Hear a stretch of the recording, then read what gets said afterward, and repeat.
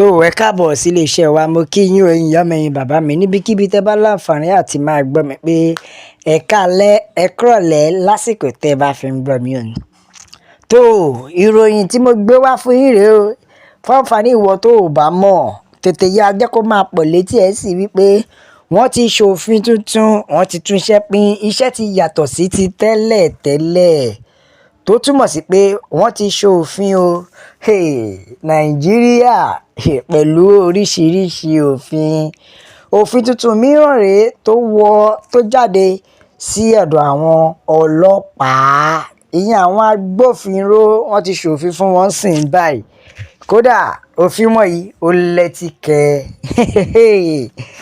ṣé yẹn ló kàn wá kàn ní ẹjọ́ gbogbo ọmọ nàìjíríà a ní kẹjẹ ká pín ẹ tún sọ pé ẹ tún ṣòfin aláàṣẹ mọ́sẹ̀ bẹ́ẹ̀ ni àṣẹ mọ́ òmìnira wa la fẹ́. ṣe rí òfin yìí ná ká má parọ́ wọ́n nídìí ẹ̀ ṣe ẹ fẹ́ gbọ́ òfin tó ṣe wọ́n ti ṣòfin fáwọn ọlọ́pàá wípé wọn ò gbọ́dọ̀ ká wọn tàbí rí wọn tàbí gbọ́ wípé wọ́n mú àwọn èèyàn wọ́n wá ń gba fóònù wọn most especially bí wọ́n bá ṣe gbá àwọn yahoo mú yẹn ṣe mọ̀ pé fóònù wọn ló máa ń tú wọ́n ní lọ́wọ́lọ́wọ́ àwọn gbọ́dọ̀ gbọ́ yẹn mọ́ wípé wọ́n múyàn wọ́n wá bẹ̀rẹ̀ sí ní tú fóònù ẹ̀ wọ́n bẹ̀rẹ̀ tí ní túṣu désàlẹ̀ kókó ẹ̀ ìyẹn kan kò sí yẹn mọ́ wọn ò gbọ́dọ̀ rí wọn. lẹ́yìn náà wọ́n tún ṣòfin míì òfin kejì yẹn ni wípé wọn ò gbọ́dọ̀ rí wọn bóyá wọ́n mú èèyàn lọ sí di POS bẹ́ẹ̀ ni ṣe mọ̀ pé àwọn ọlọ́pàá yẹn bá wèrè ni wọ́n ọgbà gidi ni wọ́n á máa múyàn wọ́n á tún máa sọ fún ẹ pé POS wà available tó túmọ̀ sí pé cash or transfer owó ti wá bà wọ́n báyìí wọ́n ti jẹ́ kó yé wọn pé wọ́n ò gbọ́dọ̀ gbọ́ wípé wọ́n mú àwọn èèyàn wọ́n ń túṣu désàlẹ̀ kòkó fóònù wọn mọ́ tàbí wọ́n mú wọn wá lọ́ wọn pé ó yá jẹ́ ká lọ sí di ATM ó yá bó o mú lọ sí di ATM àbó o mú lọ sí di nearby POS machine ṣé wọn ti ṣòfin pé wọn gbọ́dọ̀ máa gbé POS machine kiri torí àmọ́ bàbá wèrè làwọn ọlọ́pàá yìí ó bàbá wèrè ni wọ́n ó tó ọlọ́pàá bá gbá ẹ mú bẹ́ẹ̀ ni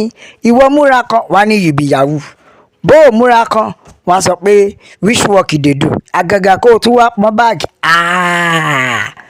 tiẹ̀ ta bóyá ọlọ́run tún wá bá ẹ ṣe o tún wá lọ lutí àbó ṣe dírẹ́ẹ̀dì o ti lọ wọ́n ti mọ̀ pé wọ́n ti sọ pé yahoo ni ẹ́ the next thing wọ́n á máa ní weigh your phone wọ́n weigh your phone wọ́n á fẹ́ máa tú fóònù yẹn the next thing kan tó wí báyìí ó ti di nǹkan tó jẹ́ pé wọ́n á máa bù ẹ́ so wọ́n máa sọ pé yá we go carry you go station if you no wan go station oya do transfer or make you go POS machine àbí náà wọ́n ti wá kàn pa fún wọn pé wọn ò gbọ́dọ̀ máa ṣe bẹ́ẹ̀ mọ́ débi wípé wọ́n tún fi òfin lé fún wọn pé gbogbo àwọn àṣà òṣì yẹn ó ní láti stop bí wípé kí wọ́n bu àwọn èèyàn so tàbí kí wọ́n dá mọ́tò dúró kí ìyẹn tí kò béèrè gbogbo particular béèrè gbogbo document kí ìyẹn kó fún wọn tán still yet kò sì tún máa na ọwọ́ kí ni ọwọ́ ẹ̀gúnjẹ wetin spoil Lagos ẹ̀gúnjẹ spoil Lagos ṣáàbàámu so wọ́n ti sọ wípé kò gbọ́dọ̀ sí nǹkan bẹ́ẹ̀ yẹn mọ́ o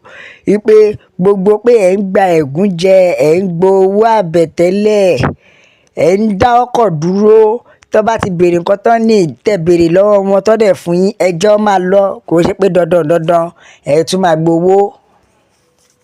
tó òfin ti wá tìkì báyìí ní ìtọ́ṣe yìí ẹnu máa ká wọn díẹ̀ kódà wọ́n kà sí wọn létí ni wọ́n ti kà sí wọn létí nínú ọ́fíìsì wọn wọ́n ti wá di national anthem wọ́n kà sí wọn létí.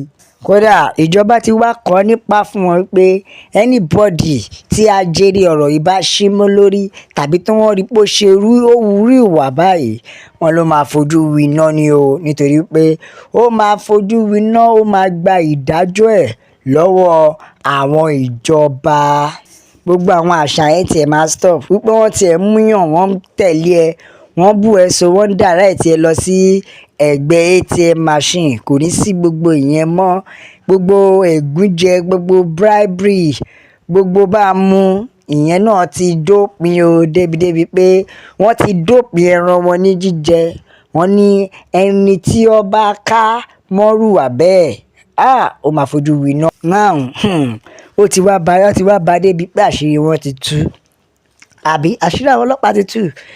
Gbogbo àwọn ẹ̀gúnjẹ ọlọ́pàá tún máa sọ fún ẹ pé owó ò gbọ́dọ̀ náírà láì ṣe pé ṣiṣẹ́ owó sí ẹ lọ́wọ́. Owó ò gbọ́dọ̀ náírà nítorí pé iṣẹ́ òun ti kọjá level ọlọ́dẹ náírà. Ṣé òun rí 500 lọ́wọ́ ẹ abẹ́ẹ̀rí? Ọlọ́pàá ó tún name price fún yàn. Gbogbo àṣà burúkú yẹn, gbogbo àwọn bribery yẹn náà wọ́n ti kà sí wọn létí pé àwọn ò gbọ́dọ̀ gbọ́ nǹkan tó jọ bẹ́ẹ̀ mọ́. Gbogbo ẹ̀yin ọlọ́pàá ilẹ̀ Nàìjíríà, ẹ jẹ́ kó máa ké létí yín o. Kò ṣe èyí tó jẹ́ pé ọmọ olómi àpọn báàgì ẹ̀ bùsọ ẹni ẹ fẹ́ wo láptọ̀pù ẹ tiẹ̀ ti wá sọ yẹn di harassment bí nǹkan míì ṣe lẹ̀ ń yẹ̀ yé èèyàn. Ẹ wo ẹ̀yin ìyá mi, ẹ̀yin bàbá mi, àṣírí wọn ló ti tú yìí o. Ló fi jẹ́ pé wọ́n bù wọ́n so pé wọn ò gbọ́dọ̀ ṣe mọ́. Ẹ wo Yorùbá nation la fẹ́, òmìnira ilẹ̀ Yorùbá òun ló jẹ wá lógún onílé lóko lọ́nà lẹ́yìn odi. Ẹ bá wa share, ẹ jẹ́ kó lọ viral, ẹ jẹ́ kó yá àwọn èèyàn lọ́tùn lósì pé Yorùbá nation nìkan ní ọ̀nà àbáyọ. Ẹ jẹ́ ká àtẹ̀jíṣẹ́ àwọn èèyàn, ẹ jẹ́ á gbọ́ nǹkan tí àwọn èèyàn sọ. Yorùbá nation la fẹ́, gbogbo òfin tó bá wù kí wọ́n ṣe kò kàn wá o. Bẹ́ẹ̀ ni o, Yorùbá nation ló jẹ àwa lógún jùlọ. Yorùbá nation ní ọ̀nà òtítọ́ o, bẹ́ẹ̀ ni àti iye wa, kí Ọlọ́run Allah kó gbà fún wa. Bẹ́ẹ̀ ni Yorùbá nation no going back. Ìbùkún ni fún orílẹ̀-èdè mi, Yorùbá nation la fẹ́. Bẹ́ẹ̀ ni Odùduwà gbè wá o, kò ní gbé ọ̀dàlẹ̀ láṣẹ Èdùà. Bẹ́ẹ̀ ni Yorùbá nation ló lè ṣe é. Òmìnira ilẹ̀ Yorùbá òun ló jẹ wá lógún. Àwọn òyìnbó amúnisẹ̀sìn náà wọ́n mọ̀ sí gbogbo ohun tó ń ṣẹlẹ̀ yìí ṣùgbọ́n wọn ò dá sí i.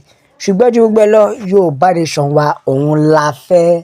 Ọ̀kan ní òfin gidi rèé o, kódà bí ìkìlọ̀ ńlá ni fún gbogbo àwọn agbófinró tó bá ń fi irú eléyìí sínú òfin. Ẹ máa rí wípé ìtẹ̀síwájú á dé bá wọn nínú iṣẹ́ ọlọ́pàá.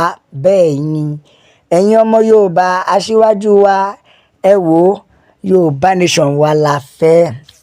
Bẹ́ẹ̀ ni òmìnira ilẹ̀ Yorùbá ló jẹ wá lógún. Ẹ bá wa bẹ àwọn ìjọba kí wọ́n tọ́jú àwọn forces náà o, torí àwọn ọlọ́pàá ẹ̀ náà lifestyle wọn rọ̀dọ̀rọ̀dọ̀ náà ni. Bẹ́ẹ̀ ni lifestyle wọn rọ̀dọ̀rọ̀dọ̀ náà ni.